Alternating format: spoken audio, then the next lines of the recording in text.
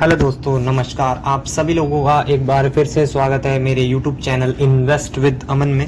तो आज मैं इस वीडियो में दो कंपनीज के रिजल्ट को कवर करने जा रहा हूँ और ये दोनों कंपनियां एक दूसरे की कॉम्पिटिटर भी हैं एंड कह सकते हैं एक लार्ज कैप कंपनी है और एक मिड कैप कंपनी। तो देख लेते हैं दोनों के नंबर्स किस प्रकार के रहे, आपके लिए कौन सी कंपनी ज़्यादा बेस्ट है ये भी मैं आपको वीडियो में बताऊंगा।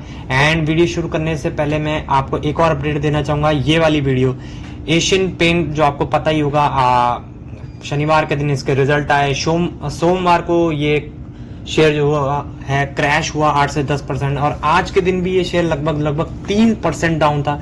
तो इससे रिलेटेड मैंने एक फुल वीडियो आज के दिन ही 3 घंटे पहले कवर किया है। उस वीडियो को जाके भी जरूर देखना। मैंने उस वीडियो में काफी डिटेल में उसके बारे में चर्चा की है कि ऐसा क्यों हो रहा है और कब तक ये रिकवर कर सकता है। तो इस वीडियो का लिंक मैं आपको आई बटन पे दे दूंगा और नीचे डिस्क्रिप्शन बॉक्स में भी इसका लिंक मैं आप लोगों को दे दूंगा। उस वीडियो को जाकर जरूर एक बार चेकआउट करिएगा, तो आपको काफी अच्छी इन्फॉर्मेशन मिल सकती है। एंड उसके बाद अगर आप ये जानना चाहते हैं कि ये जो आजकल इतनी जो वॉलेटाइल मार्केट है, ये इस वॉलेटाइल मार्केट का अंत कब होगा, कब गिरावट थमेगी, इससे रिलेटेड में मैंने एक दिन पहले एक वीडियो बनाया था, ये वाला स्टॉक मार्केट क्रैश। इस वीडियो का लिंक भी मैं आपको आई बटन पे दे दूंगा और नीचे डिस्क्रिप्शन बॉक्स में दे दूंगा। इन दोनों ही वीडियोस को जाकर जरूर चेकआउट करिए, आपको काफी ज्यादा इंफॉर्मेशन मिलने वाली है। तो चलिए इस वीडियो को स्टार्ट कर लेते हैं। एंड सबसे पहले जिस कंपनी की मैं बात कर रहा हूँ उसका नाम है यूनो मिंटा लिमिटेड और कंपनी के नंबर जो है वो ड्यूरिंग द मार्केट ही आए और कंपनी के नंबर जैसे ही आए वहां से स्टॉक एकदम शूट अप हो गया। तो ये बताने की मेरे को जरूरत नहीं है आई थिंक कि मार्केट को कंपनी के नंबर कैसे लगे। मार्केट को कंपनी के नंबर बहुत ही ज्यादा धमाकेदार लगे और नंबर आए भी बहुत ज्यादा धमाकेदार है। तो आइए चलिए नंबर को पढ़ लेते हैं। तो ये बॉम्बे स्टॉक एक्सचेंज की वेबसाइट है, यहाँ से आप नंबर्स को डाउनलोड करके उनको रीड कर सकते हैं खुद से भी। तो चलिए ओपन कर लिया है मैंने उसका पीडीएफ और सबसे पहले हम इसके कंसोलिडेटेड नंबर्स को पढ़ेंगे, देख लेते हैं कौन सा है। ये है स्टैंडर्ड लोन नंबर्स, नीचे नीचे स्क्रॉल डाउन करना पड़ेगा हमें और ये मैं नीचे आ गया। हाँ ये रे यहाँ पे नंबर्स, तो ये रे कंसोलिडेटेड नंबर सितंबर 2024, मैं थोड़ा सा बड़ा कर लेता हूँ इसको, सितंबर 2024, जून 2024, सितंबर 2023।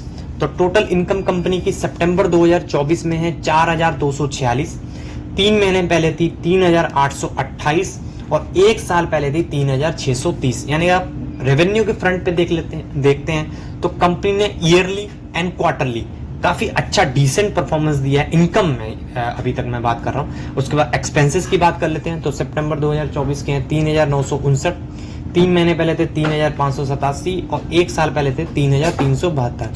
तो कंपनी का प्रॉफिट निकालने के लिए हमें इनकम में से एक्सपेंसेस को माइनस करना पड़ेगा। तो कंपनी का जो प्रॉफिट आया है वो इस बार का है 287, 3 महीने पहले था 240 और 1 साल पहले था 257। तो आप देख सकते हैं जो कंपनी का प्योर प्रॉफिट है बिना किसी एडजस्टमेंट वाला, उसमें काफी अच्छी जंप है। ईयरली भी एंड क्वार्टरली भी काफी अच्छे नंबर, डिसेंट नंबर कंपनी ने दिए है। उसके बाद टैक्सेस की बात करेंगे एंड टैक्सेस वगैरह पे करने के बाद जो कंपनी के हाथ में प्रॉफिट आएगा वो है इस बार का 266, जो कि 3 महीने पहले था 210 और 1 साल पहले था 237। तो मैं कुल मिला के कह सकता हूँ कि कंपनी ने बहुत ही ज्यादा शानदार नंबर पेश किया और चार्ट पैटर्न में आज देख ही सकते हैं कि भयंकर तूफानी तेजी उसके बाद आई। स्टॉक जो है लगभग वहां से 11 सवा 11 बजे के आसपास नंबर आए थे और वहां से कंपनी ने लगभग 5-5.5% की तेजी दिखा दी। तो आप जानते हैं कि कंपनी ने एक्सपेक्टेशन को मीट किया होगा, इसी वजह से इतनी दमदार तेजी आई। चलिए उसके कुछ की हाईलाइट्स भी देख लेते हैं। तो परफॉर्मेंस कैसा रहा, ईयर ऑन ईयर ग्रोथ की हम बात करेंगे। यहाँ पे कंसोलिडेटेड रेवेन्यू आप देख सकते हैं 17% से बढ़ा है।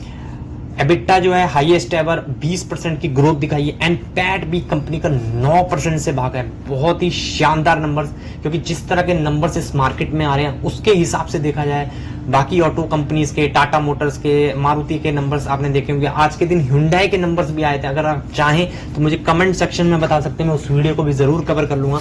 तो एक तरफ से जो मेन ऑटो कंपनियां जो फाइनल प्रोडक्ट बनाती है उनके नंबर्स खराब आ रहे हैं, लेकिन उनको प्रोडक्ट देने वाली, उनको ऑटो एंसिलरी वाली कंपनी, ये एक ऑटो एंसिलरी कंपनी, उनके नंबर्स अच्छे हैं। तो उसके बाद कमेंट्री पढ़ लेते हैं मैनेजमेंट की। मैनेजमेंट क्या बोलता है, mister Nirmal K Minda CMD हैं यूनो मिंडा ग्रुप के, वो कहते हैं we are committed to drive sustainable growth and innovation in the automobile market with the greater focus on localisation and technology advancement. Our focus approach has yielded significant result with the company achieving new milestone every quarter.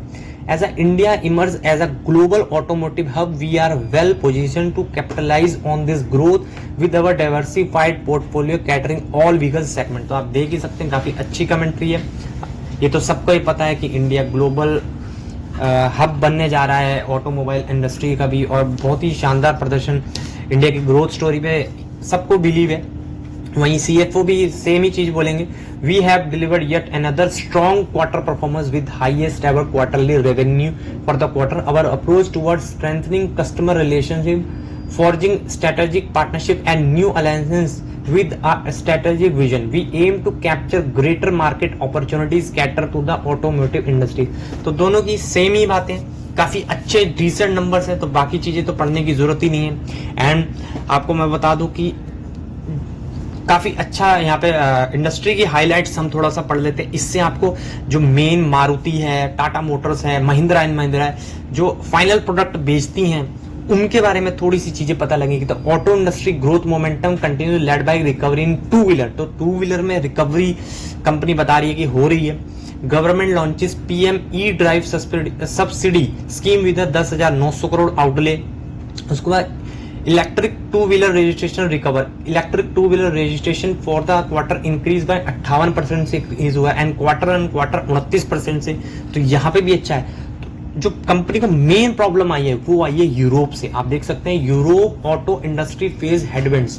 The Europe auto industry is facing a number of challenges including lower demand and a decline in a battery electric vehicle sales. तो आप देख ही सकते हैं कि Europe में काफी problems हैं अभी भी ऑटो इंडस्ट्री में, जिसकी वजह से थोड़ा सा कम हुआ है। लेकिन ओवरऑल अगर प्रदर्शन देखें तो कंपनी ने बहुत ही शानदार नंबर्स यहाँ पे पेश किए हैं। उसके बाद कंपनी का मार्केट कैपिटलाइजेशन हम देख सकते हैं, एक मिड कैप कंपनी है, decent mid cap company, 57,000 crore की मार्केट कैप है। आरओसी ही 19% का है, आरओई 18% का है, और कंपनी का नाम आपको दिख ही रहा होगा, यूनो मिंडा लिमिटेड। और पिछले ईयरली परफॉर्मेंस हम देख लेंगे। 2013 से डाटा है हमारे पास, लेकिन हम 3-4 साल का ही देखेंगे। 188, 248, यहाँ पे आप सन देख ही सकते हैं, 413, 700, 925। तो आप देख ही सकते हैं कि कंपनी कितना जबरदस्त परफॉर्मेंस दे रही है। और कंपनी के इस बार के नंबर्स भी अगर क्वार्टरली नंबर्स देखें पिछले 2-3 बार के, तो 180, 238, 205, 302। तो कंपनी हर फ्रंट पे बहुत ही बेहतरीन प्रदर्शन लगातार कर रही है। और स्टॉक प्राइस आप देख ही सकते हैं, अगर पिछले 5 साल का देखें तो 486% के रिटर्न कंपनी ऑलरेडी दे चुकी है। थोड़ा बहुत प्रोडक्ट वाइज सेगमेंट भी देख लेते हैं कि ये सारे इनके प्रोडक्ट्स हैं। लाइटिंग से कहाँ 24% है, स्विचेस से 25% है, कास्टिंग 20% है, रेस्ट ऑफ द थिंग्स। सबसे बड़ी बात, इस कंपनी को ज्यादा डैमेज इसलिए नहीं हुआ है क्योंकि इनका ज्यादा बिजनेस जो है वो इंडिया से आता है। हालांकि इंडिया के ऑटोमोबाइल्स के नंबर भी बहुत वीक आए हैं, लेकिन उनकी जो है इन्वेंट्री बहुत ज्यादा हो चुकी है। तो ऑलरेडी ये पार्ट्स तो डिलीवर कर चुके हैं, गाड़ी बन चुकी है, वो बिक नहीं रही, वो एक अलग चीज है। हाँ, हो सकता है आने वाले नंबर्स में जब गाड़ियों के ऑर्डर्स कम मिलेंगे, नहीं पार्ट्स के ऑर्डर्स, तो शायद थोड़ा सा रेवेन्यू मिक्स थोड़ा सा कम हो सकता है। लेकिन अभी के लिए नंबर्स बहुत ही ज्यादा शानदार है। And rest of the world से ओनली 13% है, इंडिया से 87% है। कस्टमर सेगमेंट में देखें तो 4 व्हीलर से 47% का ऑर्डर्स आते हैं इनके पास, 2 एंड 3 व्हीलर से 45% एंड कमर्शियल व्हीकल से 4%। एंड ऑपरेटिंग प्रॉफिट में आप देख ही सकते हैं, स्विचिंग सिस्टम से 29%, अदर्स से 41%, लाइटिंग सिस्टम से 22%। तो काफी अच्छा रेवेन्यू ब्रेकअप भी है।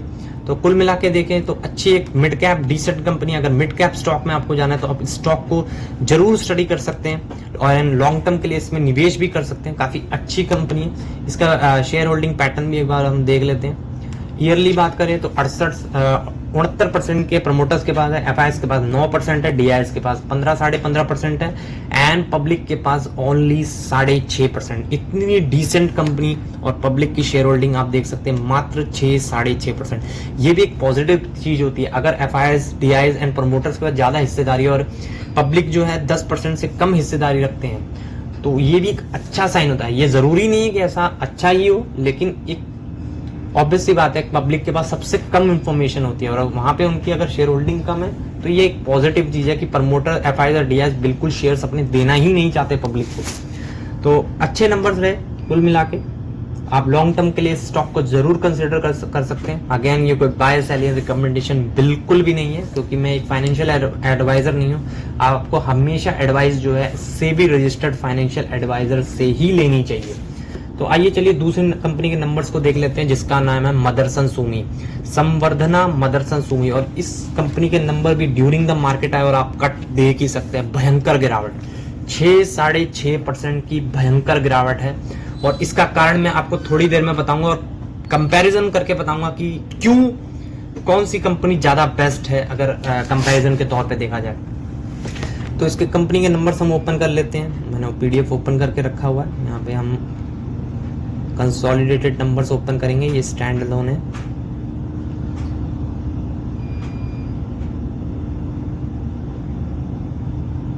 ठीक है, ये कंसोलिडेटेड नंबर है सितंबर 2024, जून 2024, सितंबर 2023।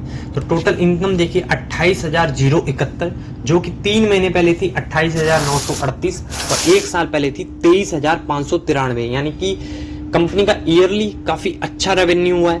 क्वार्टरली हल्का सा लिटिल बिट डाउन है, ज्यादा डाउन भी नहीं कह सकते। उसके बाद एक्सपेंसेस की बात करें तो 27,012 इस बार के, 3 महीने पहले थे 27,601 और 1 साल पहले थे 22,894। तो प्रॉफिट निकालने के लिए हमें रेवेन्यू में से एक्सपेंसेस को माइनस करना पड़ेगा, तो प्रॉफिट आएगा 1,058 इस बार का। 3 महीने पहले था 1,337 और 1 साल पहले था 698। तो कुल मिला के देख सकते हैं कि ईयरली काफी अच्छी खासी जंप है, क्वार्टरली डाउन परफॉर्मेंस है। उसके बाद कंपनी को टैक्सेस वगैरह पे करने के पड़ेंगे। And profit for the period है इस बार का 948। 3 महीने पहले था 1,097 और 1 साल पहले था 294। तो एक नंबर में अगर आप देखें तो मैसिव प्रॉफिट कमाया कंपनी ने year on year basis. Quarterly हालांकि डाउन है, लेकिन ईयरली बहुत ही ज्यादा शानदार नंबर इस कंपनी के यहाँ। और कट क्यों लगा उसके पीछे भी मैं बताऊंगा, क्योंकि एक्सपेक्टेशन जो थे वो ज्यादा के थे, लेकिन कंपनी ने नंबर कम पोस्ट किए, लेकिन नंबर्स एक्चुअल में बहुत अच्छे हैं। लेकिन एक्सपेक्टेशन आपको पता ही है कभी कभी मीट नहीं कर पाते हैं। तो सेगमेंट वाइज रेवेन्यू देख लेते हैं। वायरिंग हार्नेस 8,111, 3 महीने पहले थे 8,326 और 1 साल पहले थे 7,790। मॉड्यूल्स एंड पॉलीमर प्रोडक्ट्स की बात करें, इस बार का रेवेन्यू 14,640, 3 महीने पहले था 15,192 और 1 साल पहले था 11,490। विजन सिस्टम की बात करें तो इस बार का 4,807, 3 महीने पहले था 4,996 और 1 साल पहले था 4,689। इंटीग्रेटेड असेंबलीज की बात करें तो इस बार का 2,527, 3 महीने पहले था 2,522 और 1 साल पहले था 1,650। इमर्जिंग बिजनेस की बात करें तो इस बार का 2,905, 3 महीने पहले था 2,591 और 1 साल पहले था 2,025। तो आप देख सकते हैं कि सेगमेंट वाइज रेवेन्यू में हर जगह कंपनी ने अच्छा ही परफॉर्मेंस किया है। उसके बाद थोड़े से की हाइलाइट्स भी देख लेते हैं। तो रेवेन्यू हुआ है अप 18% से 27,812 करोड़ पे आया Q2 FY25। Diversified business model enable under a volatile business environment. Volatile business model होने के बाद भी, इन्वायरमेंट होने के बाद भी कंपनी ने काफी अच्छे नंबर पेश किए। Revenue growth year on year 18% के, एबिटा 23% के एंड पैट 66%, बहुत ही ज्यादा शानदार।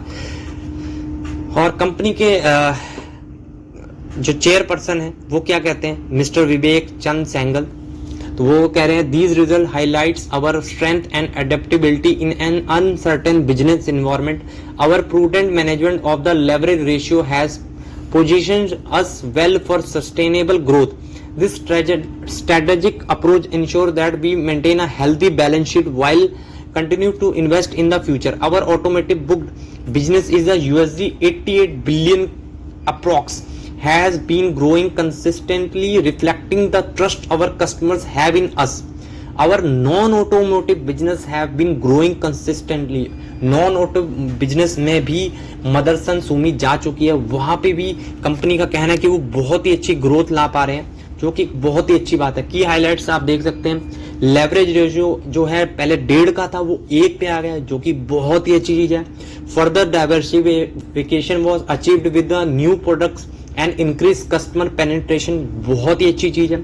Automotive booked a business $87.7 billion, जो कि पिछले मार्च में था 83.9 बिलियन USD।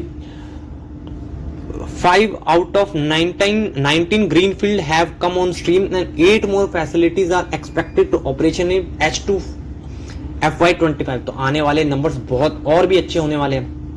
ROC भी 16.9 से बढ़कर 6 महीने की बात हो रही है, यहाँ पे 17.3 पे आ गए। तो कंपनी ने बहुत ही ज्यादा शानदार नंबर यहाँ पे पेश किए हैं। मैं आपको कुछ चीजें यहाँ पे दिखाना चाहता था, एक सेकंड, जो मैं वहां पे, हाँ, तो ये है वो ऑटोमोटिव प्रोडक्ट्स जहाँ पे दिक्कतें आ रही है। अगर आप ग्लोबल लेवल पे देखें तो डाउनग्रेड हुआ है 5% से, लाइट व्हीकल में डिमांड नहीं है, कमर्शियल व्हीकल में भी -6% का, ये ग्लोबल है। यूरोप की बात करें तो -7% की डी ग्रोथ है। कमर्शियल व्हीकल की बात करें तो -15% की डी ग्रोथ है। नॉर्थ अमेरिका की लाइट व्हीकल की बात करें तो -6% की डी ग्रोथ है। कमर्शियल व्हीकल की बात करें तो -11% की डी ग्रोथ है। इंडिया बिजनेस की बात करें तो लाइट व्हीकल्स में नॉर्मल है, 0% की ग्रोथ है। कमर्शियल व्हीकल्स में -9% की डी ग्रोथ है। चाइना में लाइट व्हीकल्स की -4% डी ग्रोथ है एंड कमर्शियल व्हीकल की -3% ग्रोथ है। तो आप देख ही सकते हैं कि इस कंपनी के लिए नंबर्स अच्छे होने के बाद भी मार्केट ने क्यों पिटाई की, क्योंकि मार्केट को उम्मीद थी कि ये ज्यादा अच्छे नंबर पोस्ट करेंगे, लेकिन अनुमान से थोड़े कम आए। लेकिन मैं फिर भी ये कहना चाहूंगा कि कंपनी ने बहुत ही धमाकेदार नंबर पेश किए। इवन आप देख ही सकते हैं मेजर 4 कंट्रीज इस कंपनी की, जो जहां पे ये मेजर 4 कंट्री देशों में जिनमें काम करता है, उन चारों ही देशों में डी ग्रोथ हुई है। उसके बावजूद कंपनी ने बहुत ही अच्छे नंबर दिखाए हैं। हालांकि थोड़ा बहुत तो एक्सपेक्टेशंस ऊपर नीचे होती हैं, आपको पता है, उसी वजह से शायद स्टॉक की पिटाई भी हुई है। लेकिन मुझे लगता है आने वाले टाइम पे ये कंपनी बहुत अच्छा बाउंस बैक कर सकती है। तो इसका लोकेशन, बाकी चीजें भी देख लेते हैं। प्रोडक्ट वाइज ब्रेकअप आप देख सकते हैं। मॉड्यूल से 45% कमाते हैं, वायरिंग हार्नेस से 24%, विजन सिस्टम से 14.5%, इमर्जिंग बिजनेस से 7.5%। उसके बाद सबसे इंपॉर्टेंट चीज है, मैं आपको दिखाने जा रहा था यहाँ पे लोकेशन वाइज ब्रेकअप। तो आप देख सकते हैं यूनो मिंडा जो है 95% पैसा इंडिया से कमाता था, इसीलिए उनके ईयरली एंड क्वार्टरली नंबर ज्यादा बेहतरीन आए। क्योंकि इंडिया का जो लाइट व्हीकल वाला है उसमें डी ग्रोथ नहीं हुई है, बल्कि 0% पे रहा, ना ग्रोथ हुई ना ज्यादा कम ही हुई। कमर्शियल व्हीकल में भी ऐसा ही था। लेकिन मदरसन सुमी की प्रॉब्लम क्या है, ये इतना ज्यादा फैला हुआ है। आप देख ही सकते हैं, मैंने वहां पे चाइना की बात करी थी, इंडिया की बात करी थी, यूएस की बात करी थी, तो इनमें तो डी ग्रोथ हुई है। तो ऑब्वियस सी बात है कंपनी के नंबर थोड़े से फीके हैं, लेकिन फीके होते हुए भी बहुत ही बेहतरीन नंबर है, बहुत बेहतरीन नंबर। तो इसके थोड़े बहुत बैलेंस शीट वगैरह भी देख सकते हैं। यूनो मिंडा से लगभग दुगनी बड़ी कंपनी है, 1,16,000 करोड़ का मार्केट कैप है। ROC 13% का है, ROE 11% का है। एक साल के नंबर देखें, 3-4 साल के देखेंगे, 1294, 1569, 1182, 1670। देखिए एक बार कमी यहाँ पे गिरावट आई, लेकिन उसके बाद क्या शानदार कमबैक, 1670, फिर 3000 और अभी तक के 3400। तो बहुत ही धमाकेदार प्रदर्शन कंपनी ये भी कर रही है। कोई इशू नहीं है मेरे को इस कंपनी से। प्रमोटर्स आप देख सकते हैं 58%, FIS के पास 13%, DIS के पास 19% एंड पब्लिक के पास ओनली 8.55। तो आप देख ही सकते हैं well balance share holding pattern भी है इस कंपनी का। तो हाँ, अगर बात करें कंपैरिजन के तौर पे कि आप किसको नंबर 1 पे लेना चाहेंगे तो किसको नंबर 2 पे।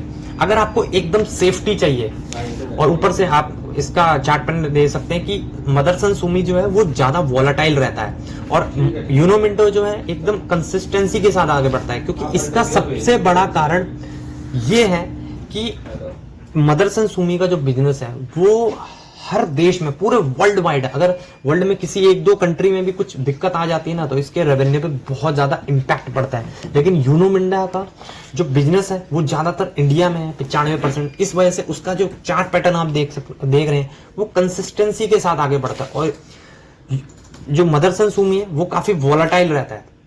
कंपनी दोनों बेकार नहीं है, हालांकि इसके रिटर्न 5 साल में कम दिख रहे हैं, लेकिन आपको एक चीज याद रखनी होगी, एक लार्ज कैप कंपनी भी है। और यूनो मिंडा एक टाइम पे छोटी कंपनी थी, वो अब बड़ी हुई है इतने % भागने के बाद। तो अभी भी मदरसन सुमी इससे दुगनी बड़ी कंपनी है। तो बहुत ही बेहतरीन नंबर। अगर प्रायोरिटी में देखा जाए, अगर आपको बहुत ज्यादा अच्छी ग्रोथ चाहिए तेजी से, तो आपको आई थिंक यूनो मिंडा के साथ जाना चाहिए। और आपको थोड़ा सेफ्टी चाहिए, लेकिन हाँ, गिरावटें मदरसन सुमी में भी होंगी। मदरसन सुमी एक ऐसा शेयर है जो लार्ज कैप होने के बावजूद भी बहुत ज्यादा वोलाटाइल रहता है, क्योंकि मैंने आपको दिखाया कि उसका रेवेन्यू वर्ल्ड वाइड आता है, ग्लोबल लेवल पर उसका आता है। अगर किसी भी देश में कुछ भी प्रॉब्लम होती है, किसी बड़े देश में जैसे चाइना या यूएस या यूरोप में, तो सीधा सीधा इम्पैक्ट उनके रेवेन्यू पे आ जाता है, क्योंकि वो हर तरफ से पैसा कमाते हैं। हर जगह उनका 10 से 15% है। एक देश में उनकी डिपेंडेंसी ज्यादा नहीं है। तो ये चीज जब इंडिया में अगर मान लो कल को बुरी कंडीशन आ जाती है, तो वहां पे मदरसन सुमी ज्यादा अच्छा करेगा और यूनो मिंडा खराब प्रदर्शन करेगा। लेकिन अगर इंडिया अच्छा है और बाकी देशों में कुछ दिक्कतें हैं, कुछ एक आध दो में, तो वहां पे यूनो मिंडा ज्यादा अच्छा करेगा और मदरसन सुमी थोड़ा खराब प्रदर्शन करेगा। लेकिन आप देखा जाए तो दोनों ही कंपनियां फंडामेंटली काफी स्ट्रांग है, दोनों को आप कंसिडर कर सकते हैं। And one more thing, Uno Minda का प्राइस है 1000 पे और मदरसन सुमी का प्राइस है लगभग 170 पे। तो एक और वार्निंग मैं आपको देना चाहूंगा, कभी भी आपको प्राइस को देख के किसी भी स्टॉक में इन्वेस्टमेंट बिल्कुल भी नहीं करनी चाहिए। आपको उसके बिजनेस को स्टडी करना चाहिए, उसके बाद ही उसमें इन्वेस्ट करना चाहिए। तो वीडियो में अभी तक के लिए सिर्फ इतना ही था। एंड एक और डिस्क्लेमर देना मैं भूल गया कि ये किसी भी तरह की कोई फाइनेंशियल एडवाइस बिल्कुल भी नहीं है। बाय, सेल या होल्ड आपको हमेशा अपने फाइनेंशियल एडवाइजर से कंसल्ट करने के बाद ही करना चाहिए। और मैं एक सेबी रजिस्टर्ड एनालिस्ट नहीं हूं। वीडियो थोड़ी लंबी हो चुकी है। वीडियो अगर पसंद आई हो तो उसे लाइक जरूर करें, शेयर जरूर करें एंड चैनल को सब्सक्राइब करना तो बिल्कुल भी ना भूलें, ताकि आपको ऐसी धमाकेदार वीडियोस मिलती रहे। तो थैंक यू सो मच। एक और नेक्स्ट वीडियो में फिर से मिलेंगे जल्दी।